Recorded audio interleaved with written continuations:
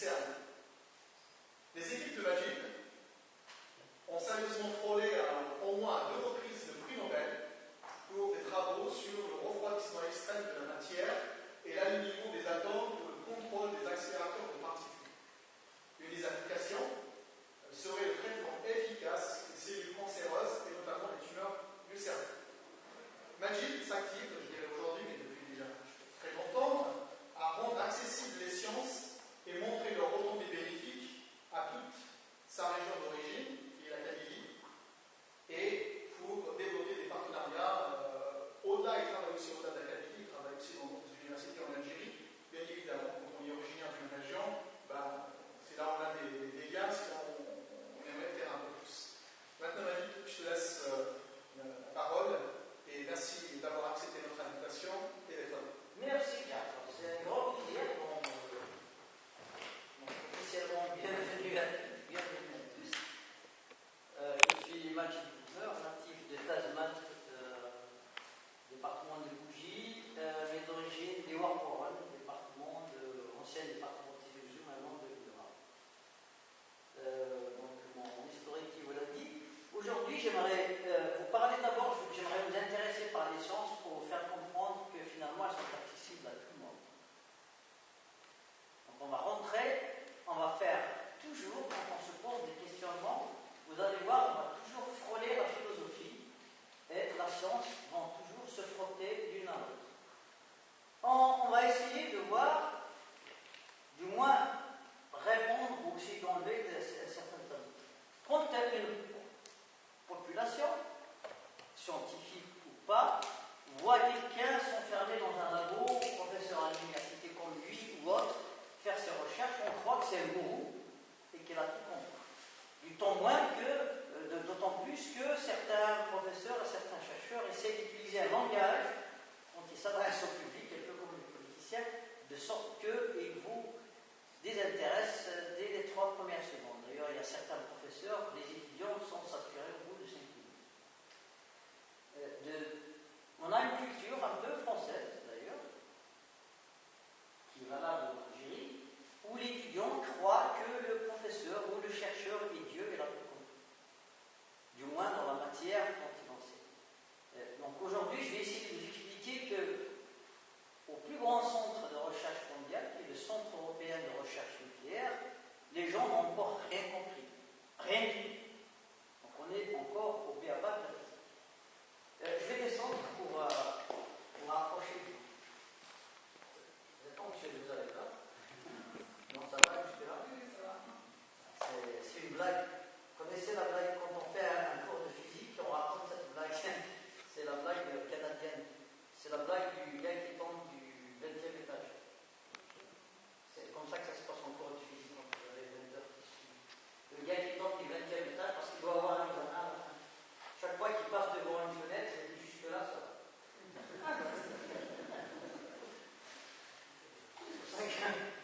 Au départ, vous allez avoir l'impression que j'ai tout compris, et puis à la fin, vous serez d'accord que tous ensemble, on n'a rien compris. C'est le but de. C'est pas le but, c'est vraiment la vie. J'ai eu la chance de voir un grand physicien à l'époque qui s'appelait Richard Feynman. Et d'ailleurs, c'est lui qui a expliqué pourquoi la navette peut-être a explosé avec son coin quand il avait pris des instituts savoir. Bon, ça, c'est une autre histoire. C'est quelqu'un qui a gagné le prix Nobel. On lui a dit, mais vous êtes une communauté de scientifiques, mais que faites-vous donc? Pouvez-vous nous expliquer? Vous utilisez des millions et des millions de dollars, pouvez-vous nous dire ce que vous faites? Tous les scientifiques. Nous, les scientifiques, vous voyez madame, je vais essayer de vous expliquer ce qu'on fait avec cet univers visible. C'est juste pour vous dire qu'il n'y a pas vraiment de gens qui savent tout. Dis-nous, on est un ensemble de femmes, d'hommes, qui regardons cet univers. On ne sait pas ce que c'est. On ne sait même pas pourquoi on a la capacité de regarder cet univers. On le regarde, et cet univers, des fois, on regarde l'univers visible, mais on a le droit aussi de croire qu'il y a l'univers invisible qu'on ne voit pas.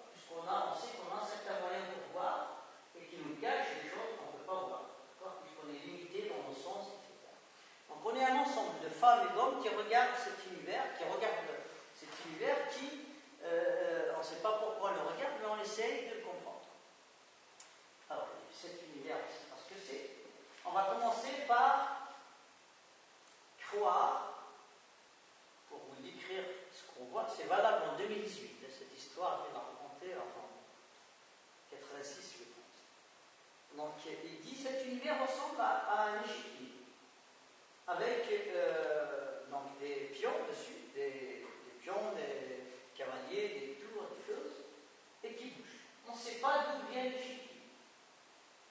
On ne sait même pas d'où viennent les pièces qui sont dessus. C'est l'univers qu'on voit. C'est ce qu'on voit nous-mêmes. On va essayer de cacher ça. On va supposer qu'il y a peut-être un Dieu qui a créé cet échiquier. Peut-être plusieurs dieux qui ont créé cet échiquier. Donc cette hypothèse-là, c'est donc pour cacher l'inconnu, pour avancer. On va cacher l'inconnu. On dit il y a des dieux qui ont créé ça, peut-être un Dieu a créé ça. On ne le voit pas. Et puis ensuite, on regarde. Si toutes les pièces sur l'échiquier sont statiques et ne bougent pas, c'est pas intéressant. Nous, ce qu'on voit dans notre univers, tout bouge. Cavalier, il fait des trucs, la tour, il fait des trucs. On va se dire, là, c'est compliqué. On va supposer que les dieux qu'on ne connaît pas ont délégué la connaissance de tout, the theory of everything, la théorie de toutes les choses, à deux anges, une ange femme et un ange homme. On les a créés pour cacher notre inconnu, pour le moment. Les anges, on ne sait pas ce que c'est, peut-être ça n'existe pas. C'est juste un exemple que je prends comme ça. Et finalement, la dynamique des pièces sur l'échiquier, et c'est les deux anges qui sont là, qui jouent une partie d'échecs. Jusque-là, j'ai perdu personne? Non. Voilà. Alors nous, on regarde cet univers, on regarde des pièces bouger, on voit que chaque fois que Madame Ange prend un cavalier, vous vous rappelez qu'un cavalier, quand tu le bouges, ça fait une figure en L. Une figure en L de ce côté ou un peu plus longue. Monsieur Ange, il fait pareil. Il fait pareil à Alger, à Paris, à New York. Il y a un siècle maintenant, le matin et le soir. On regarde, et l'autre qui arrive, il ne sait pas, que je suis en train de regarder depuis longtemps, je lui dis tiens, je vais faire un pari avec toi.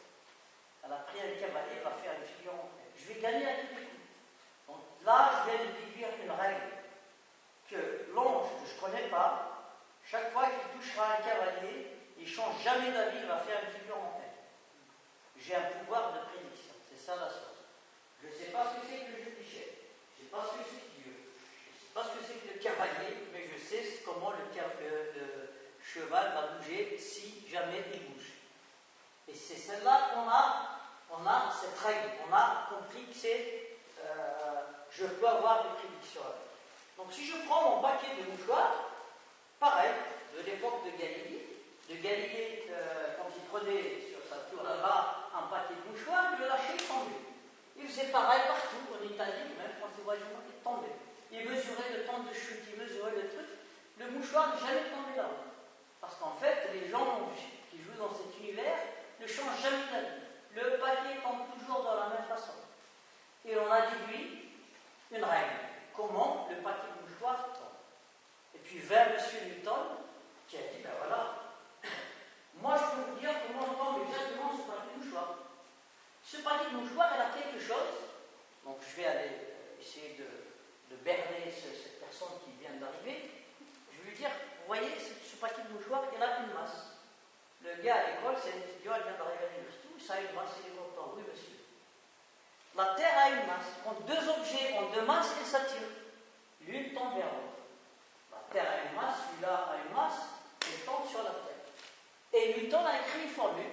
Il décrit exactement comment le cavalier bouge sur l'échiquier. Vous me suivez? Donc, il n'a rien inventé. Il a juste écrit cette formule. Et il a inventé le mot masse, qui était inventé bien avant. Le mot masse, maintenant, c'est celui-là. Il va rentrer chez lui, il va prendre une bière boitée à la menthe ce soir, et il va se dire, je suis berné, mais c'est quoi cette affaire de masse? Qu'est-ce qu'il a ce papier? Il est où sa masse? Il est où ma masse? Mais c'est quoi qui fait qu'il a une masse? Pourquoi c'est pas fait de lumière? On ne sait pas ce que c'est que ce mot masse. C'est quelque chose qui était pour ceux d'entre vous, je vois des jeunes derrière, qui font peut-être un peu de physique et mathématiques. Vous voyez, quand il y a une particule élémentaire, si je lui mets une petite masse, les équations se compliquent, etc. On ne sait pas d'où vient le mot masse. Il a fallu attendre, je reviendrai là-dessus, 2013 au CERN pour qu'on explique ce que c'est que le mot masse. Comment on a une masse et pourquoi les choses s'attirent. Vous me suivez jusque là? Il faut avancer. Pardon? masse, le poids ne veut rien dire, bien entendu, puisque on a un champ gravitationnel qui va vous attirer, fois la masse qui vous entraîne à vous donner votre poids. Si vous ne savez pas ce que c'est que la masse, donc cette formule n'a pas de sens non plus. Pourquoi on ne peut pas l'annihiler, pourquoi on ne peut pas l'inverser, pourquoi ceci, il y a plein de questions. Et pourquoi j'ai une masse qui est comme ça supérieure ou inférieure à celle de Jaffa, et comment on va faire pour régler ça. Je parle de particules élémentaires, je ne parle pas parce que moi je mange plus de pâtes que lui, ça on peut l'expliquer d'une manière moins compliquée. Ça va jusque-là? Alors, on ne sait pas ce que c'est que la masse. On a juste une règle, on avait juste vu comment l'échiquier peut bouger, on a fait toute une science qui s'appelle la mécanique classique. Avec cette mécanique, avec cette règle est très très simple. On peut faire des moteurs, on peut faire des ponts, on peut faire des bâtiments, on peut aller jusqu'à la Lune et on revient. Juste avec ça. On ne sait pas ce que c'est que l'univers, on ne sait pas ce que c'est que la masse, on ne sait rien derrière. Donc, avec le pouvoir de prédiction, mon seul pouvoir de prédiction, c'est qu'une fois que j'ai vu les anges jouer, ils ne vont jamais changer d'avis. On est coincé dans un foutu univers où ils ne peuvent pas changer d'avis. Donc, s'il y a un Dieu ou des dieux qui leur a enseigné quelque chose, il leur a dit, ça y est, vous êtes bouchés, vous ne pouvez plus rien faire d'autre que jouer à l'extérieur. Vous m'avez suivi? C'est ça la science qu'on a aujourd'hui. Donc la science qu'on a aujourd'hui, c'est essayer de voir, de se prendre un peu comme Dieu. Donc je recule, je vous ai dit, il y a pas mal de pièces. Là, on n'a parlé que de cavalier. Il faut que je regarde comment bougent toutes les pièces dans cet univers pour essayer de comprendre. Pour voir comment bougent toutes les pièces, Feynman avait dit, aujourd'hui, dans l'univers qu'on regarde, on ne sait même pas combien de règles il y a. Donc on est très très loin d'imaginer une théorie qui explique tout. Vous me suivez jusque-là? Je pose toujours cette question, mais si c'est ennuyant. Et mon français est à peu près potable. Voilà. Donc Feynman, il avait dit jusqu'à aujourd'hui. Donc je vous le dis, jusqu'à 2018, on ne sait même pas combien de règles il y a dans cette univers. Bien entendu, mon rêve à moi, c'est de ne pas mourir jusqu'à connaître toutes les règles du jeu. Peut-être je serai ce que c'est que Dieu, ou les anges vont m'inviter à faire une partie contre eux, ou avec eux. Pourquoi pas? Une fois que je connais toutes les règles. Mais le but aujourd'hui, c'est qu'on fait des laboratoires, des sciences de mesure, des sciences expérimentales, et on essaye de voir tout ce qui se passe. Vous avez compris le sens de Feynman? Donc on touche tout de suite la philosophie. Toucher la philosophie, on se pose la question, on veut se dire pourquoi je ne connais pas toutes les règles, il faut qu'on les connaisse, et puis c'est quoi finalement ce bon Dieu? Pourquoi on ne va pas lui chatouiller les orteils comme tout le monde? On va jouer une partie d'échecs contre lui. Mentalement, ce n'est pas possible. Pour ceux qui ont une religion fixe, monothéiste ou polythéiste, c'est pas interdit de réfléchir à ça. Je vous garantis que si Dieu existe, il se fâchera de nous. D'accord? 3 maximum, il fera juste un saut. Vous suivez jusque-là. Maintenant, la question qui se pose, c'est de dire, mais comment fait-on pour faire tout ça? Je parle. Alors, pour faire tout ça, pour regarder cet univers, on fait exactement comme on fait nos ancêtres. Il y a plusieurs, notre espèce a peut-être 80 000 ans, mais depuis 40 000 ans, ils ont commencé à vivre en société et à inventer des choses, notamment le langage. Et le langage leur a permis d'avoir un peu plus de temps pour se poser des questions, un peu plus de temps parce qu'ils savaient s'organiser par rapport à la chasse, la nourriture, etc. Ils commençaient à se poser des questions. Et l'une des questions qui se sont posées en voyant cet univers, c'est chez qui ils ont dit de quoi est fait cet univers? Ils ont regardé, ils ont dit l'univers est fait de quelque chose, on va l'appeler matière. Puisqu'à l'époque, on a inventé des mots, chacun l'appelle comme il veut, elle est faite de matière. Et puis, lui, il va dire, voilà, la matière, mais attention, on voit 3 états, l'état solide, l'état liquide, l'état gazeux. D'accord? Vint le moment où la dame là-bas a inventé le feu, maîtrisé le feu. Elle n'a pas inventé le feu, elle a su maîtriser, l'éteindre, l'allumer complètement. Elle a remarqué que les 3 états de la matière qui sont l'état solide, l'état liquide et l'état gazeux n'étaient qu'un seul état. Si je chauffe le solide, il va couler. Si je chauffe le liquide, il va s'évaporer. Et par un jeu d'esprit, on a inventé le mot atome. Ça veut dire une particule élémentaire, pour revenir à votre question tout à l'heure, madame, un objet tout petit, à partir duquel je peux tout faire. Donc cette particule élémentaire, quand elle est froide, elle peut faire un solide. Quand je la chauffe, elle coule un peu, donc elle se lie entre elles avec quelque chose. Quand je la chauffe un peu, elle coule. Quand je la chauffe un peu plus, les liaisons se cassent et ça fait un gaz. Donc je viens de réunir l'état solide, gazeux et liquide juste avec la température. Pour répondre à ta question tout à l'heure, pour voir plus de détails, il faut augmenter localement la température. Donc il faut que j'augmente la température d'un objet pour voir ces détails. Plus j'augmente sa température, plus ces composants se sont libres, ils vont se montrer et je peux les voir. Alors, par exemple, pour voir des atomes de fer, il faut chauffer le fer, le porter jusqu'à ce qu'il devienne gaz, et on peut compter ces atomes un par un quand on dépasse 1200 degrés ou 1600 degrés. D'accord? Et on a fait ça depuis qu'on a découvert le feu et on a inventé toutes les sciences avec. Donc si on travaille à température ambiante, donc on travaille sur le solide, aujourd'hui en France on a pas mal de jeunes qui travaillent sur la matière solide, donc sur les cristaux par exemple, sur la mécanique, etc., etc. Donc là encore dans ce domaine-là on a beaucoup de questions à se poser, surtout en cristallographie. Les matériaux composés, etc. On a toujours, même en France, on a des centaines de doctorants par an qui travaillent déjà à cette température-là. Température à l'état solide sur notre planète, on va dire que c'est des températures qui sont inférieures à 100 degrés. Par la suite, il y a d'autres personnes qui travaillent sur l'état liquide, qui chauffent un peu plus. Donc, ils travaillent à des températures un peu plus élevées. Là, ils travaillent sur la mécanique des fluides, qui est aujourd'hui, pour vous expliquer, même ces choses-là ne sont pas comprises. La mécanique des fluides est très compliquée. Les turbulences et tout ça, même de point de vue gymnastique mathématique, c'est pas facile d'écrire tout ça. On a des centaines de scientifiques, je ne parle que de la France, qui sont spécialisés, qui travaillent tout là-dessus, qui font des recherches. Je chauffe un peu plus le liquide, je rentre dans l'état moléculaire, et là, je commence à toucher à des domaines énormes. La pharmacie, la biologie, un domaine très compliqué qui est la chimie, mais des centaines de règles qu'on ne connaît pas. Et là, on a des doctorants, des spécialistes, des professeurs, des facultés de chimie, de médecine, etc. J'augmente juste un peu la température. Et là, les atomes se séparent. Et puis, il y a un gars qui s'appelle Mendeleev, il compte les atomes qu'on voit sur Terre. Il dit, oh, il y a un peu plus que 100, et il les met dans une table. Et là, les atomes, quand je les vois un peu séparés, je laisse les chimistes de côté, je dis, ben voilà, moi je rentre encore dans le plus chaud.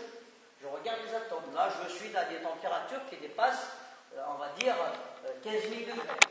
Et à ce moment-là, je rentre dans ce que j'appelle la physique atomique. Vous m'avez suivi jusque-là? Et c'est encore un domaine qui est complètement différent des autres. C'est juste une histoire de température. Avant de continuer sur la physique atomique, et je vois qu'il y a des gens qui vont peut-être dormir, je vous laisse une minute pour poser une question. Et je vous promets que je vais aller un peu plus vite. Une question, vous avez des questions? Vous m'avez suivi que plus je chauffe, plus je vois de détails. Et aujourd'hui, l'échiquier est tellement grand qu'on a besoin des équipes sur chaque température pour voir ce qui se passe. C'est bon? On arrive à la physique atomique. Tout à l'heure, on avait dit que cette chose-là, elle avait une masse et elle tombait. On ne sait pas ce que c'est que la masse. On va revenir pour l'expliquer tout à l'heure. Et maintenant, quand on rentre dans la physique atomique, j'ai des atomes. Je regarde un atome d'uranium, il est beaucoup plus lourd qu'un atome d'hydrogène. 235 fois ou 237 fois. Je dis, mais pourquoi? Est-ce que, c'est la question tout à l'heure, est-ce qu'il est composé de quelque chose? La seule réponse, c'est qu'il faut chauffer. À l'époque, le seul moyen de chauffer plus que le feu, c'était la lumière. La lumière était décollée, on ne savait pas ce que c'est. Mais en la regardant, on ne sait même pas ce que c'est que la lumière à l'époque. Aujourd'hui, on sait ce que c'est. On va savoir tout à l'heure pourquoi. En la regardant, il y avait des physiciens, d'ailleurs, au départ, Ibn al-Haytham, c'était je ne sais pas si c'était un perse en arabe, qui a commencé à inventer les premières lois de focalisation de la lumière. Il savait que quand je focalisais la lumière, ça ramenait plus d'énergie. Donc, par la suite, au siècle dernier, on ramenait un peu plus de lumière avec des lentilles. La lumière, on ne savait pas ce que c'est, mais on peut peut faire des télescopes, des microscopes, des loupes, des lunettes. On ne sait même pas comment ça fonctionne la lumière. En gros, c'est quoi qu'il y a dedans. Mais juste avec, en la regardant, on a fait des instruments. Alors, en chauffant des atomes, qui sont tous différents, on ramène la lumière, on augmente la température. Là, je parle des températures qui sont un peu grosses, 38 degrés par exemple, pour le cadran, par focalisation lumineuse. Et on s'est rendu compte que, en chauffant les atomes, on voit qu'il y a une très grosse masse qui reste, qui occupe un volume très petit. Il y a des petites particules autour qui vont bouger. Ces petites particules, on les appelle des électrons. Et elles ont une petite masse. C'était très bizarre. Elles transportaient sur leur dos une autre caractéristique, pas uniquement la masse. Elles transportent sur leur dos une autre caractéristique qui s'appelle la charge électrique. Cette charge électrique, quand elle bouge, elle fait courant électrique. Quand elle bouge dans un conducteur, elle fait un potentiel, ou une tension, comme vous l'appelez. D'accord ? Et avec ça, on a créé l'électricité, le magnétisme, l'électromagnétisme, les smartphones, les communications et tout ça. Juste avec ce mot charge électrique. Aujourd'hui, la première femme ou le premier homme qui arrive à expliquer ce que c'est qu'une charge électrique sera un génie, il aura le prix Nobel. On ne sait pas pourquoi. Donc le rêve, c'est de prendre un électron le soir, prendre une bombière, mettre sa masse à côté, mettre sa charge électrique à côté, regarder ce qui me reste après les doigts. Je l'ai essayé même avec une bouteille de Valentine, je ne suis pas arrivé. C'est pour vous dire que c'est un peu toute la théorie de l'électricité, du magnétisme, de l'électromagnétisme, de l'électrodynamique basée sur le mouvement d'une quantité dont aucune personne sur cette planète ne sait ce que c'est. Ne sait même pas, c'est un problème anomalique qui vient lui-même, je reviendrai tout à l'heure là-dessus, qui vient lui-même, qui détriquait l'espace. Le jour où l'espace a décidé de contenir quelque chose, il y a eu un accident qui a fait en sorte que certaines particules ont une charge électrique. C'est très compliqué ce que je dis là. On ne sait pas ce que c'est que la masse, encore moins la charge électrique. Mais avec cette charge électrique, on peut faire de l'électricité, allumer de la lumière. On s'est rendu compte que je peux prendre maintenant un photon, qui est le noyau d'atome d'énergie, je peux l'accélérer. On commence à faire des accélérateurs. Là, on arrive à 1960 au CERN. Il y a les premiers accélérateurs qui étaient fonctionnels. Bien sûr, on en a profité pour comprendre ce que c'est que la bombe atomique. Le projet Manhattan, on a fait la bombe atomique, on ne savait même pas comment fonctionne le noyau. On a réussi à la faire exploser. Il y a eu des centaines d'humains qui étaient morts quand même parce qu'ils ne savaient pas être dangers, ils entouraient ou manipulaient des choses, en Union soviétique, en Amérique. Mais on a commencé à faire des expérimentations. Vous savez, des fois, des chercheurs qui aujourd'hui, on prend plus de précautions, mais il y a toujours, on va revenir tout à l'heure, même au CERN, on prend des précautions aujourd'hui de ne pas faire disparaître notre planète, par exemple, ou de faire disparaître le système solaire, ou de faire un trou de verre dans notre univers, dans notre... on ne sait pas. Parce qu'il y a tellement de questions qu'on va se poser tout à l'heure. Donc la masse et la charge électrique, on ne sait pas ce que c'est, mais avec la charge électrique, je peux créer un accélérateur. Je peux guider une particule dans le cerveau aujourd'hui. Donc on commence à l'utiliser dans l'Allemagne voisine, dans un projet que j'étais pas l'initiateur, mais j'étais l'une des personnes qui était avec mon équipe sur les accélérateurs. On peut envoyer des noyaux de carbone dans le cerveau d'une personne, tuer des cellules tumorales, extraire une cellule tumorale de la taille d'une doigt en 90 secondes. Pour les tumeurs non opérables. C'est le premier centre opérationnel qui existe. L'année dernière, j'en traitais 5000, cette année 10 000. On aura un centre comme ça en France, peut-être en 2020. En 2020, peut-être on l'aura même en Kabylie.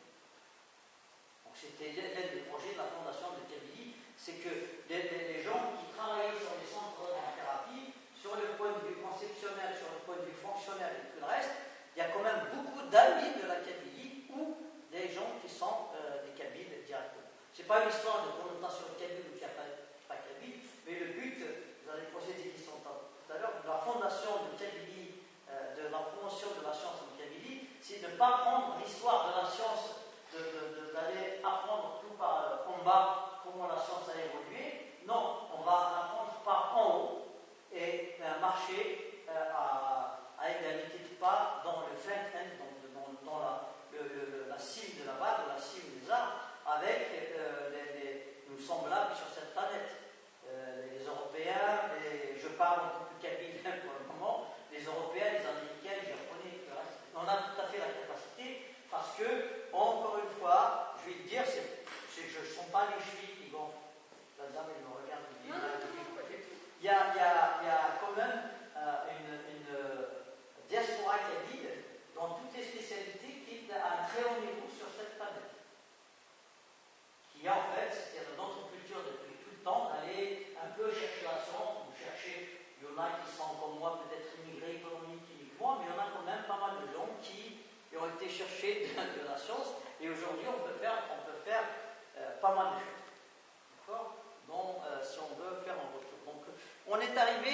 à cet électron ou ce proton pour aller faire des techniques qui n'existent pas encore, même en France, en cas de libre, avec l'accélération d'une charge électrique, et on ne sait même pas ce que c'est que cette charge électrique. Pour me suivre. Donc c'est pour vous dire, je vais revenir, on est en train de regarder un échiquier où il y a des gens que je ne vois pas, qui jouent à un jeu, je ne connais pas les règles du jeu, j'essaie de les apprendre. Je ne sais même pas s'ils existent, je vois juste la dynamique des pièces qui bougent et j'essaie d'apprendre des jeux. La seule règle que je connais qui marche, c'est que ces joyeux anges ne changent jamais d'avis. Donc j'ai un pouvoir de prédiction, c'est ça la science. Okay, et on avance.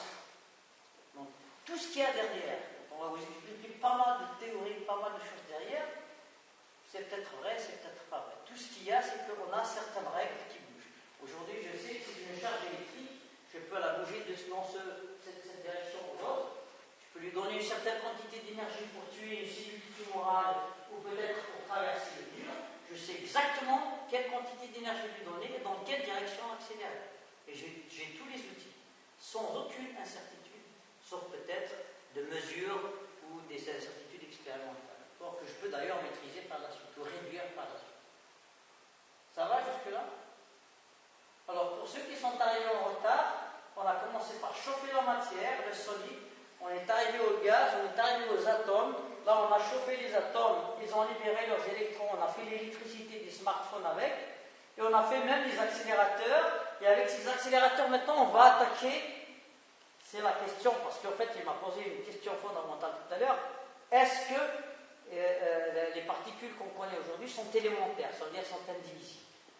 On se regarde, on a dit la table de Mendeleev de tout à l'heure, elle contient plus que 100 atomes qui diffèrent par leur noyau. Donc il faut rentrer dans le noyau. Pour rentrer dans le noyau, il faudra encore chauffer le noyau. D'accord? Dans le noyau, on le chauffe pour voir ce qu'il y a à l'intérieur. Alors, on a fait un accélérateur pour chauffer le noyau. Et on a vu que les noyaux sont faits de deux particules qui sont des protons et des neutrons. Pour vous donner un ordre de grandeur, l'atome d'hydrogène qui est le plus simple, c'est juste un proton avec un électron qui tourne autour. Ça va? Cet électron qui tourne autour, parce que celui-là il est chargé positivement, celui-là négativement, c'est un peu comme la force de gravitation, ils sont attirés l'un vers l'autre, et puis ils orbitent, un peu comme la Lune autour de notre planète. C'est à peu près la même physique. D'accord?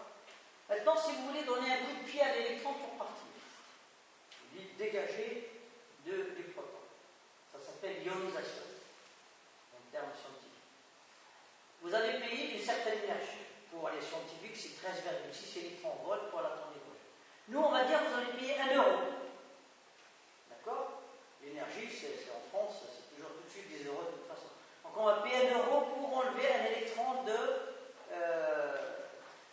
du noyau d'hydrogène. D'accord? Maintenant, quand je rentre dans le noyau lui-même, je vais prendre un atome un peu plus compliqué, l'hélium, il y a 2 protons et des neutrons. Si je veux chauffer pour voir le détail à l'intérieur, bouger un proton et un neutron, il faut payer 20 millions d'euros.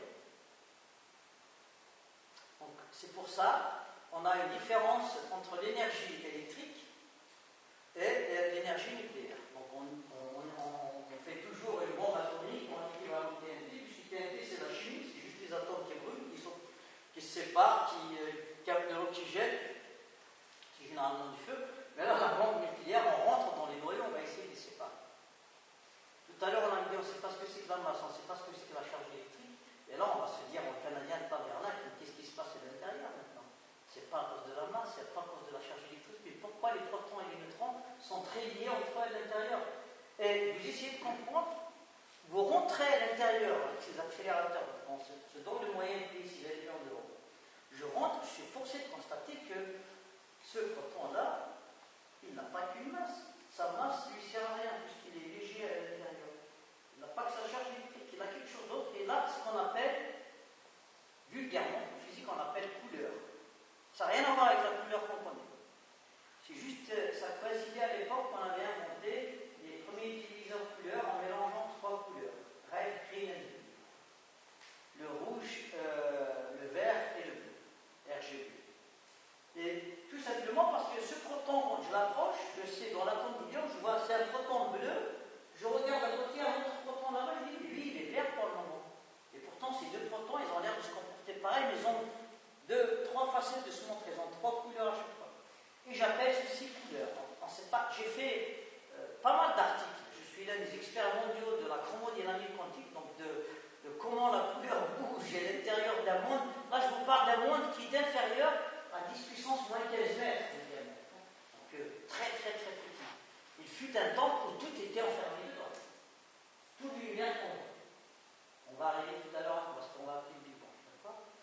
je rentre à l'intérieur et on parle de chromodynamique quantique, on appelle couleur, mais on ne sait pas comment vraiment ce que c'est que cette couleur.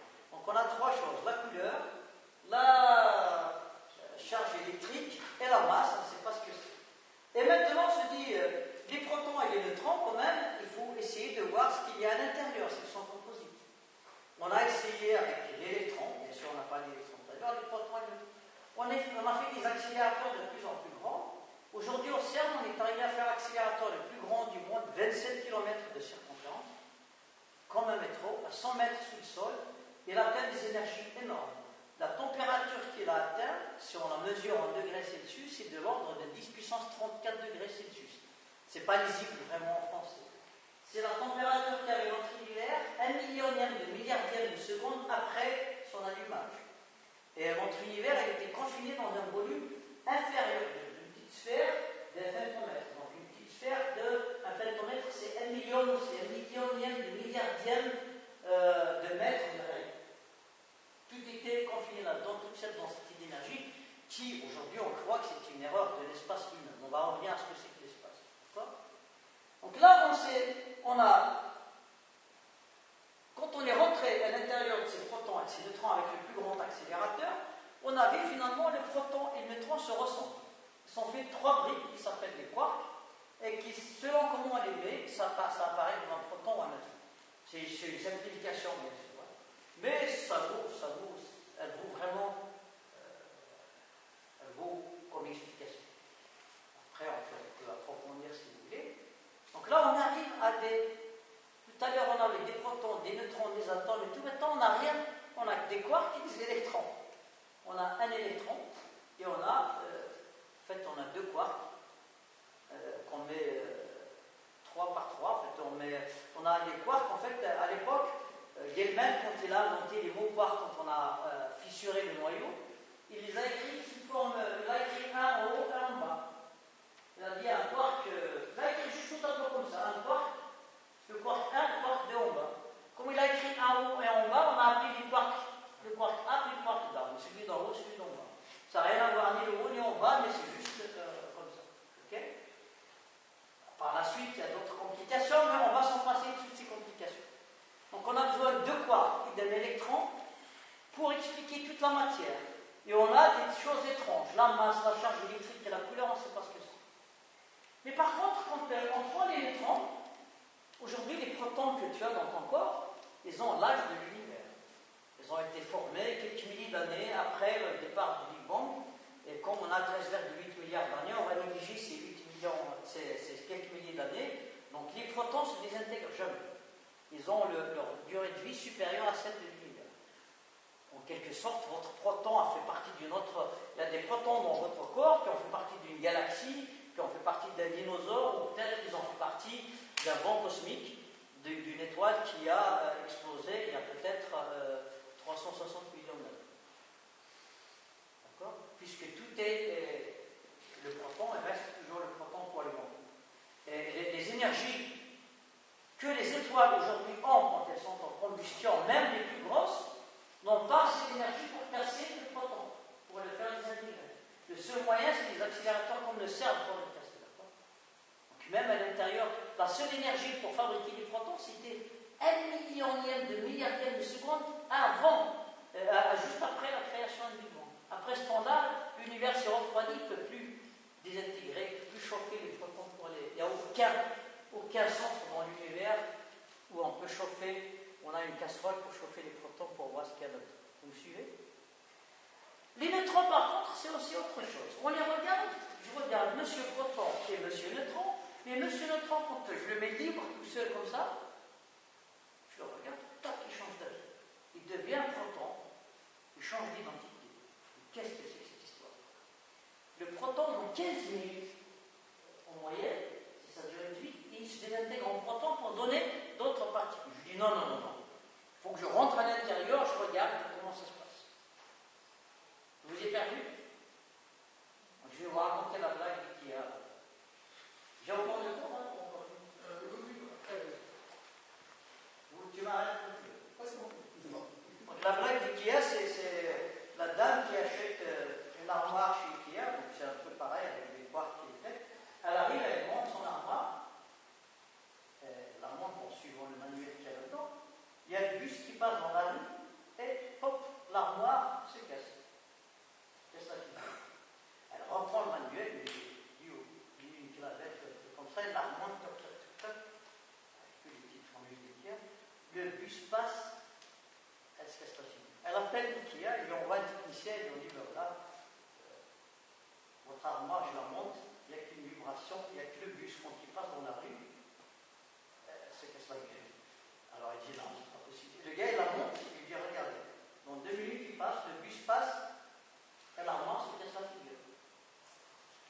histoire très complexe pour le technicien de chez IKEA. Il dit écoutez madame, on va remonter l'armoire, je vais rentrer là-dedans, vous allez la fermer, on attend le prochain bus, je vais voir comment elle va se casser la fille. On dit d'accord, et pendant ce temps-là, le gars est rentré dans l'armoire, le mari rentre, il dit chérie, t'as une belle armoire et tout, super. Il ouvre la porte et il trouve un mec au costume dedans. Et le mec, il dit vous n'allez pas le croire si je vous dis que j'attends le bus.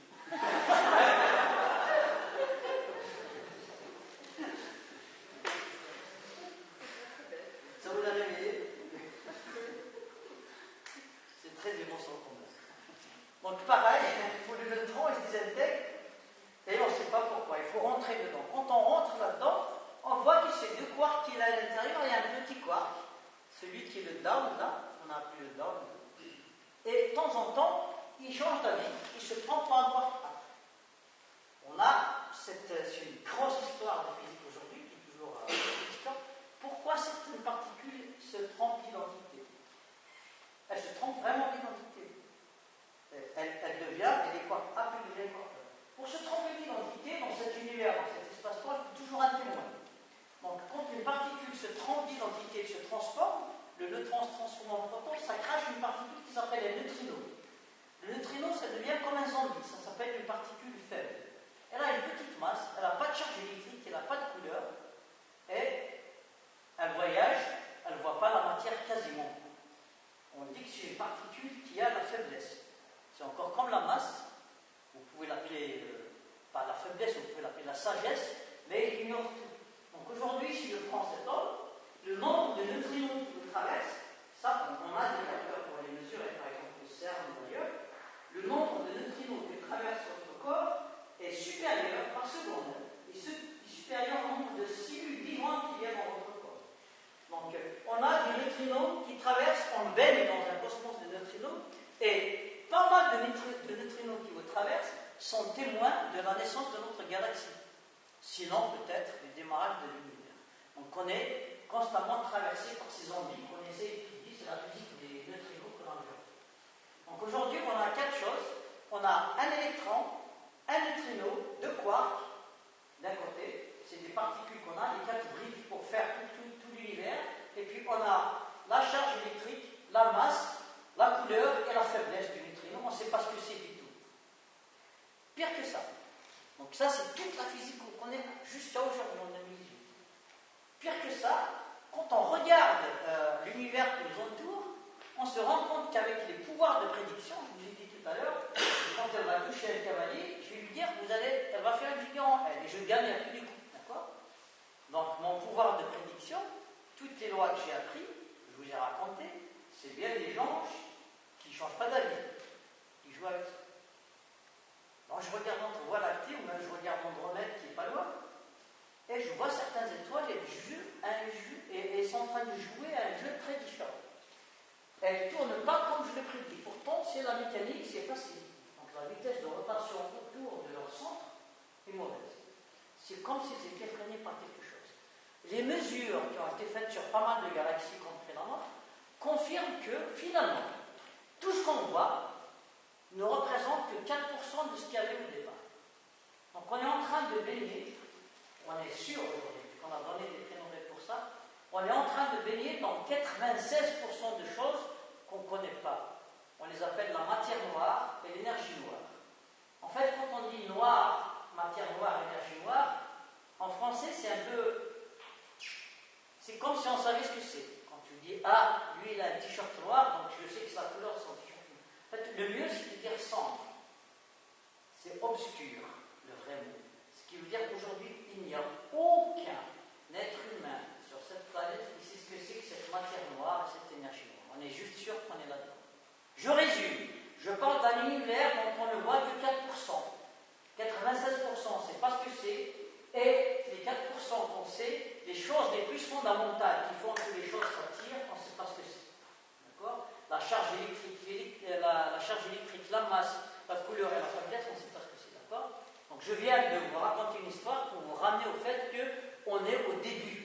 On ne connaît absolument rien pour le monde. Vous me suivez? C'est la conclusion de la physique qu'on a atteint aujourd'hui. Certaines choses, certaines expérimentations qui ont conduit à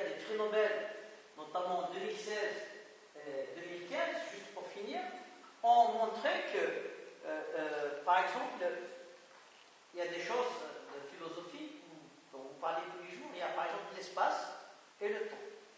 Donc je vous ai dit, deux masses séparées par une distance, on s'attire. Le problème, c'est quoi cette distance qui nous sépare? Alors vous allez voir, c'est assez compliqué, on appelle l'espace, etc. Et vers Einstein qui explique que, avec sa relativité générale, que l'espace c'est quelque chose qui existe.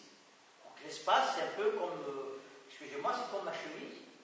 Si je mets quelque chose ici, ça creuse un trou, ça déforme l'espace.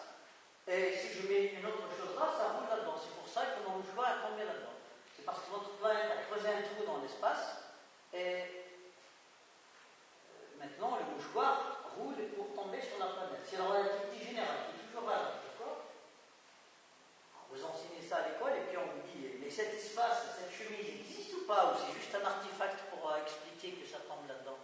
Est-ce que l'espace qu'il y a entre lui et moi existe? Si ça existe, pourquoi je ne peux pas le déchirer et faire un chewing-gum? Pour pas le déchirer et le brûler pour faire de l'énergie avec? Il a fallu attendre 2016 pour qu'on montre qu'Einstein avait raison, que l'espace existe vraiment et qu'il est fait de quelque chose. On ne sait pas encore comment il est fait, mais c'est une matrice qui existe et cet espace il est déformable.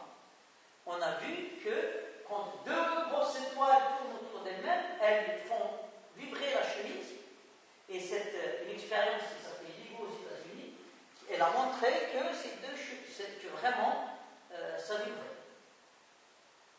C'est une expérience qu'on répétera en Europe, en Italie, avec une autre expérience qui s'appelle Virgo en 2019, qui est une femme faite, en essayant d'écouter les étoiles qui tournent. Donc l'espace qui nous sépare existe pour de vrai. Maintenant, la masse, la charge électrique, je ne sais pas encore ce que c'est. Donc si le monsieur découvre ce que c'est que la charge électrique, je vais payer une bière et j'aurai très mauvais. Non, on va partager. Mais la charge électrique, c'est encore loin, mais maintenant, qu'est-ce que c'est que la masse? Quand vous dites maintenant que l'espace existe, voilà, l'espace c'est une nappe qui existe, qui est là. Mais est-ce que le vide existe? Donc, vous pouvez imaginer si l'espace existe, j'ai un volume à l'intérieur de l'espace où il n'y a aucune quantité d'énergie, aucune possibilité de créer de l'énergie. C'est un peu plus compliqué que ça. Donc, je vais appeler ce qu'il y a à l'intérieur de cet espace le vide. D'accord? Le vide qui ne peut pas, le vide. Donc, il y a le vide derrière. Le petit vide derrière. Donc, le vide qui est à l'intérieur. Et arrive l'autre monsieur qui est ici maintenant, l'espace, il est là, c'est parce que c'est lui, il va rentrer là-dedans. Comme la dame qui va arriver pour rentrer dans le vide. Donc, vous êtes d'accord que l'espace existe. Le volume qui est vide à l'intérieur, c'est quelque chose, ça existe aussi. Mais si le monsieur rentre à l'intérieur, le vide n'est plus vide. Donc, il y a ce qu'on appelle interaction. Il y a échange d'informations entre ce monsieur et le vide qui est à l'intérieur. Or, cet échange d'informations entre vous et le vide n'est pas pareil entre toutes les particules, entre l'électron et le quark par exemple.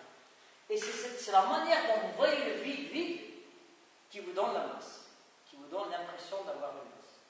D'accord? C'est un peu comme si vous prenez par exemple, on va parler d'Alger. Vous prenez le Wali d'Alger et Jacques Chirac. D'accord? Qui vont se promener à la rue d'Isée à Alger. C'est bon? Le Wali d'Alger va apparaître très léger parce que quand il va marcher dans la rue, les gens ne vont pas s'agglutiner pour lui dire bonjour. Donc ça va se séparer, il va marcher très librement. Et là, il a l'air d'avoir une masse libre. C'est comme un photon. C'est comme de la lumière.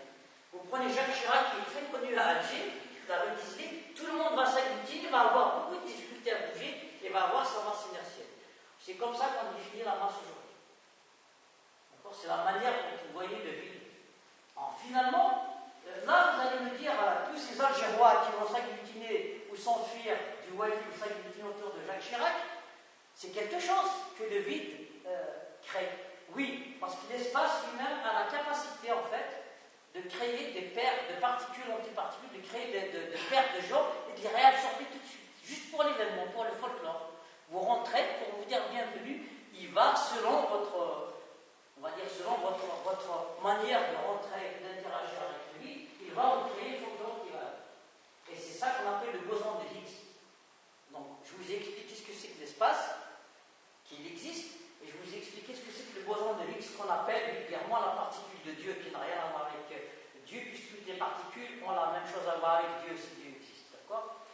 c'est pas la physique ne favorise pas par rapport à lui, par rapport à lui. Donc là, on vient d'expliquer ce que c'est que l'espace, ce que c'est que ce que c'est que la masse. Les autres, on ne sait pas encore les expliquer. Ça reste un mystère. Je vais conclure juste avec un scénario. Il y a deux scénarios. Donc, il y a un physicien qui nous a quittés il n'y a pas longtemps, que vous connaissez très bien, c'est Hawking, qui dit le scénario maintenant, comment on a créé tout cet univers. D'accord? Comment on a créé cet univers? La seule question qui reste très pertinente, c'est bien sûr que je parlais d'espace, mais je n'ai pas parlé de temps. Est-ce que le temps, c'est quelque chose? Je vous ai dit que ma chemise, maintenant, ça existe. Je peux couper un bout, je lui donne, et il peut faire ce qu'il veut, allumer le feu avec. On ne sait pas encore comment faire, mais on va le faire. On va trouver l'espace, faire le truc. Et le temps, on ne sait pas ce que c'est. Alors, Hawking, il vous dit, voilà, c'est un scénario, il y a d'autres scénarios, mais c'est un scénario qui est vraisemblable. Il vous dit la chose est la suivante. Il y a eu le vide absolu. Dans ce vide, il s'est produite une erreur. Cette erreur, vous pouvez l'appeler une fluctuation quantique. C'est des termes qui sont très bizarres. Vous pouvez l'appeler, peut-être il y a un bon Dieu qui a fait ça, d'accord? Quoique le mot bon Dieu qui a fait ça, une fluctuation dans un vide, c'est contradictoire au vide, d'accord? Donc il y a eu un accident qui s'est produit. Cet accident qui s'est produit, c'est à une échelle très très petite, avec une très grosse quantité d'énergie qui a été libérée dans un volume très petit. Cette quantité d'énergie qui a été produite dans un volume extrêmement petit, elle a été dépensée d'abord pour créer ce qu'on appelle l'espace. Il faut que je le trouve, voilà. Je vais vous faire un espace à deux dimensions. Donc, la quantité d'énergie, on va dire que c'était 1000 euros. Ça vous va? Puisque c'est une quantité